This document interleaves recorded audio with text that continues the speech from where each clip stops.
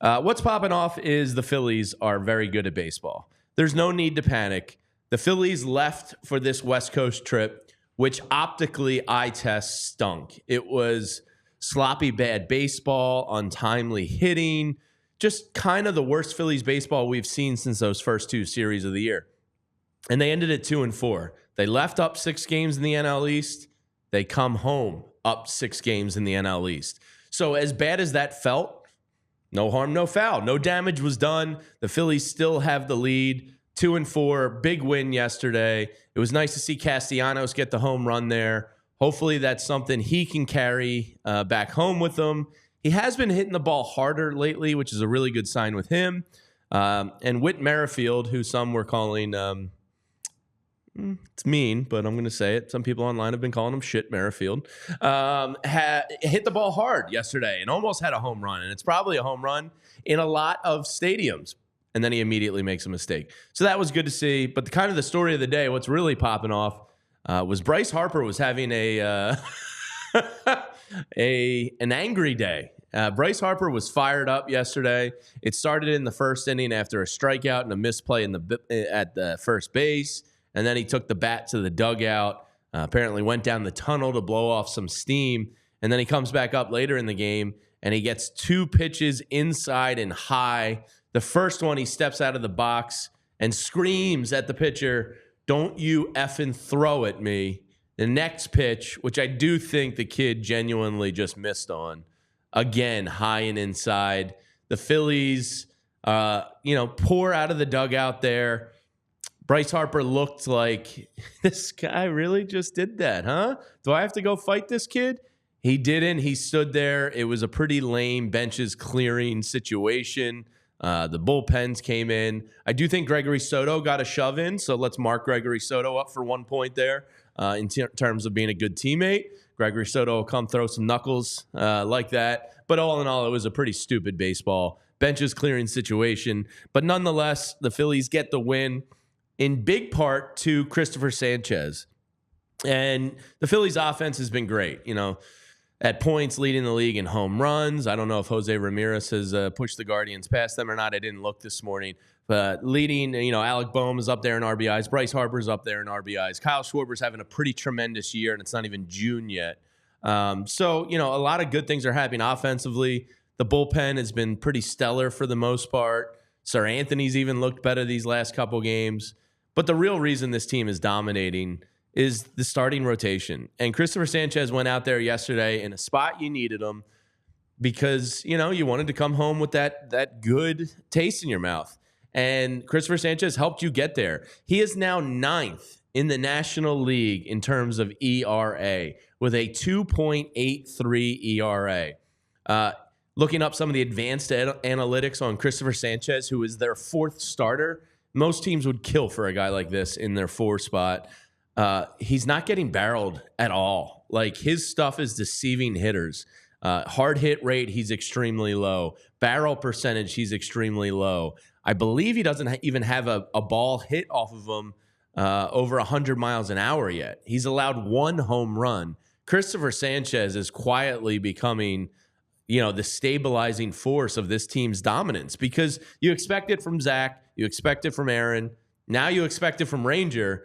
If you have that 4th guy that bridges you to Taijuan Walker, I mean, that is a extreme luxury to have. So in terms of National League ERA rankings, I've been calling for the downfall of Shota Imanaga, not because I dislike him, but just because I love Rangers so much. Well, it finally happened. Shota Imanaga allowed 7 earned runs yesterday in his start, which bumped our sweet boy Ranger up to number 1 in the National League in terms of ERA. So far, Rangers number 1, and JP, we'll bring you in here in a second to tell me if this is good, but I believe this is good. Ranger Suarez, number 1 in National League ERA. Number 5 in National League ERA. Zach Wheeler with a 2.32. Number 9 in National League ERA. Christopher Sanchez with a 2.83. And ho-hum, number 13 in the National League. Aaron Nola with a 3.04.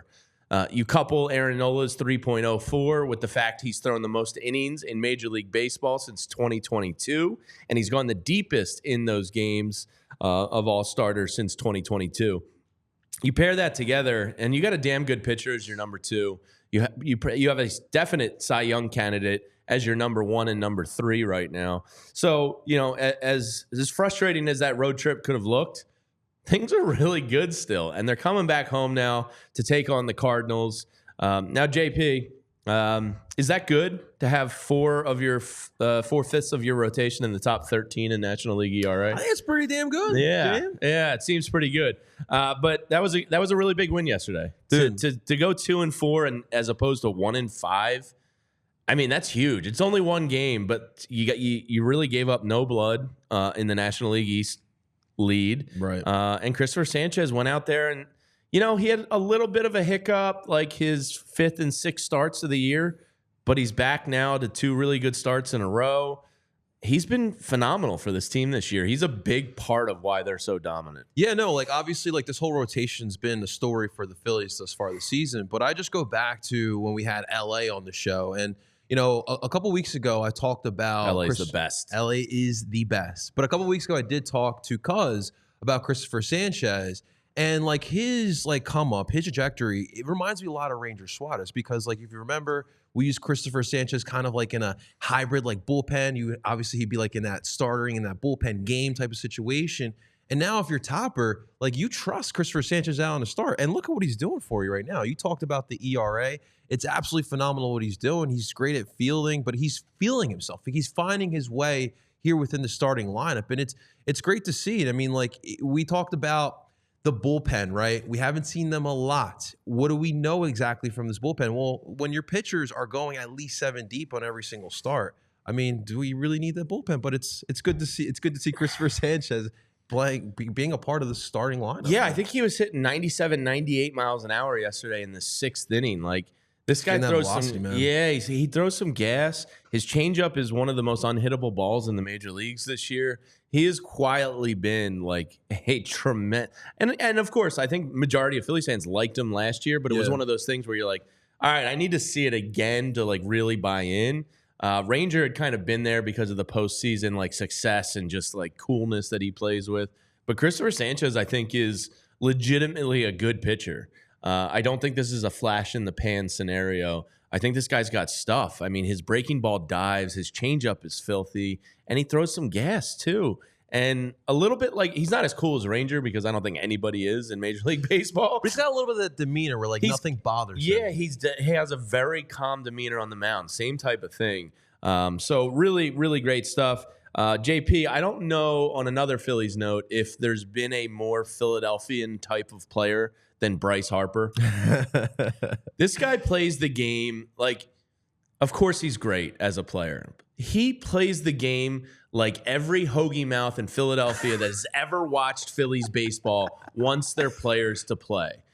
He got ejected last Friday, his 21st career ejection, the most in Major League Baseball by almost 3 times. I think the second place is 8. He plays tough. He plays hard. He's exactly what Philadelphians want in a baseball player. He's got that Chase Utley kind of just grittiness to him while being a superstar. It's exactly what you want to see, coupled with the skill that he has. It really, really just kind of want to throw some bouquets at Bryce because I love the passion in which he plays with. He shouldn't have been ejected. Stupid umpire 120, who again was I believe he's the second worst graded umpire in Major League Baseball this year. Had a horrible game last night. He only had an 84% correct call rate, which was I think really, really bad this year. Yeah. Bryce Harper's just the most Philadelphian baseball player. He's perfectly molded for this town. You're spot on, man. And obviously, he's a superstar, so that's the extra part about it. He's one of the best players in baseball. But dude, he panders to us, man. Even something as little, eat it up. Yeah, something as little as wearing the Fanatics cleats, right? That gets us all giddy. I saw the video. It was 2 years ago where he's trading the hat with the kid in the stands. Mm-hmm. He wanted the snap. That was after another ejection. Oh, I was thinking the helmet. Nah, yeah, I know what you're talking about. But that was another ejection. Yeah. he trades the hat with, and that. That's the type of things that we love here in Philadelphia. He gets the DNA of what it is to being a Philadelphian, and he shows it out there every single game he's out there.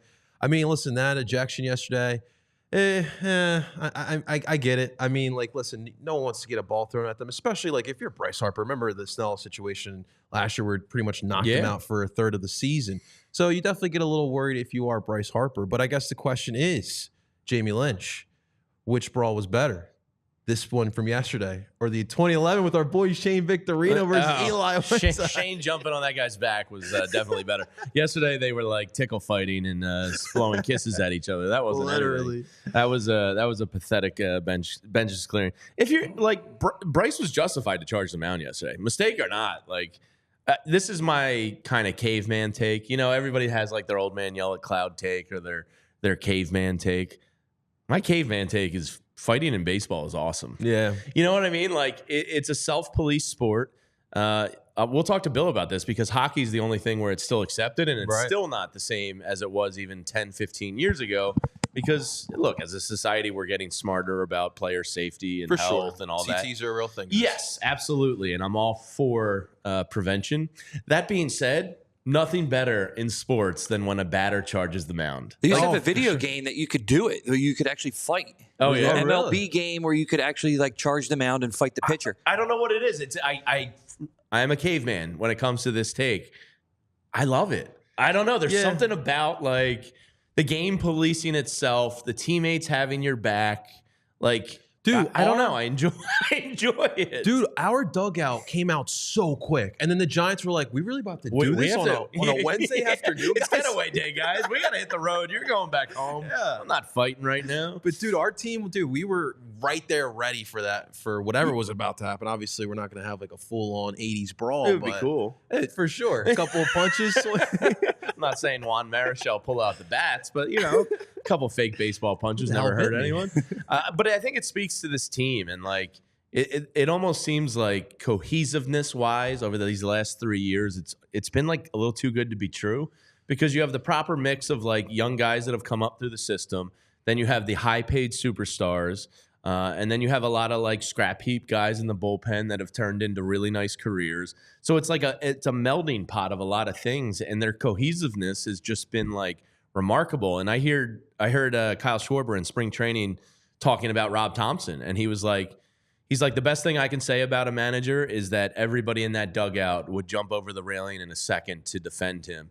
And you kind of saw that with Bryce yesterday too. And I think the point is they have it for every single guy on that team. Yeah. I think that's a real credit to Kyle Schwarber, who's probably the leader of this team. For sure. Bryce Harper is definitely up there because you saw the reaction, as you pointed out. Mm-hmm. And I think it's a huge credit to Rob Thompson, kind of being the steward of that clubhouse. The baseball manager's toughest job over the course of a year is the clubhouse atmosphere. Next is probably managing a bullpen and making the right decisions. Outside of that, like, you got to trust your players to go play the game. So I think Rob Thompson, from a locker room gelling cohesiveness, is just like, he's aces. He knows what to do. We all silly like the mayor.